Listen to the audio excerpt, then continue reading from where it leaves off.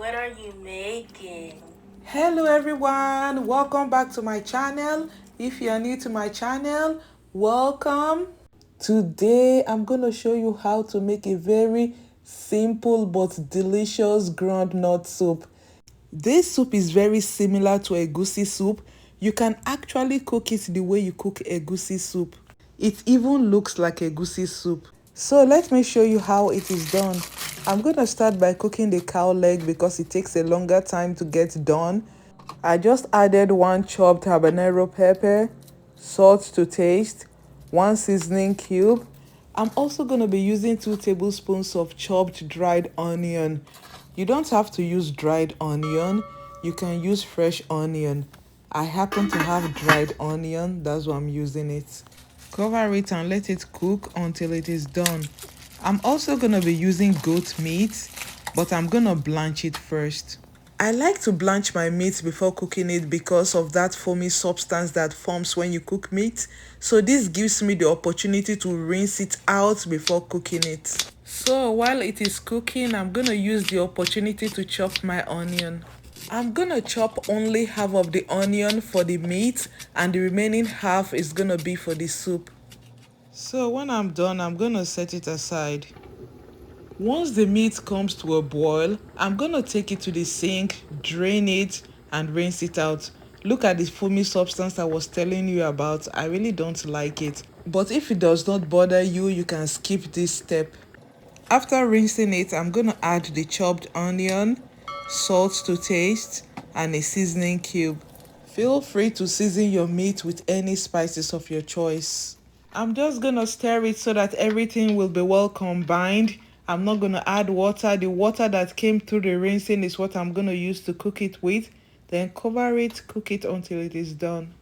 I'm gonna be using 2 cups of roasted peanuts. I roasted this a while ago, so I'm just gonna microwave it for about 2 minutes just to bring it back to life. After 2 minutes, I'm just gonna let it cool before blending it. You can also do this in a pan, just toast it a little bit, or you can skip this process altogether as long as your peanuts are roasted.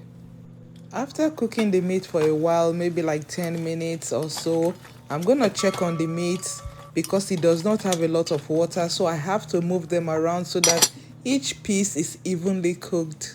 After cooking the meat for about 1 hour, the meat is practically done, so I'm just gonna add more water to create meat stock for the soup. I'm just gonna cover it and let it come to a boil while I check on the cow leg. As you can see, the cow leg is practically done. Once the meat comes to a boil, I'm gonna add the cooked cow legs, my washed dried shrimp, ground crayfish, some anchovies, cooked stockfish, and oil to your taste. You can add more or less. Peanut already has a lot of oil. The palm oil is really for color, so you don't need to add too much.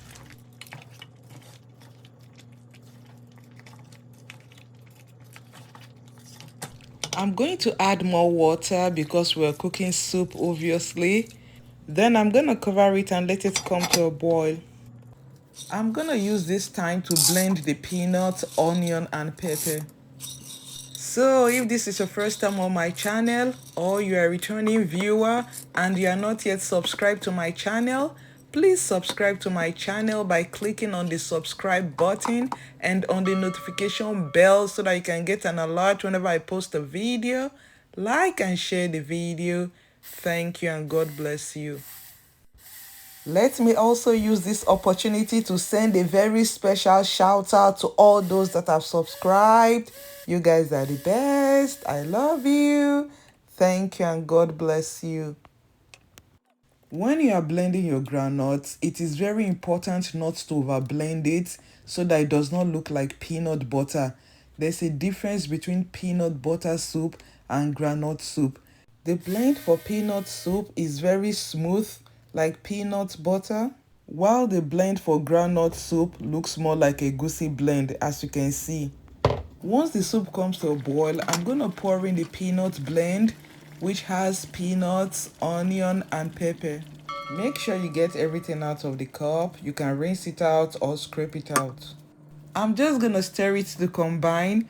It looks like the pot is too small, but don't worry, it is gonna cook down. Let us not forget the seasoning cubes. I'm gonna crush into seasoning cubes.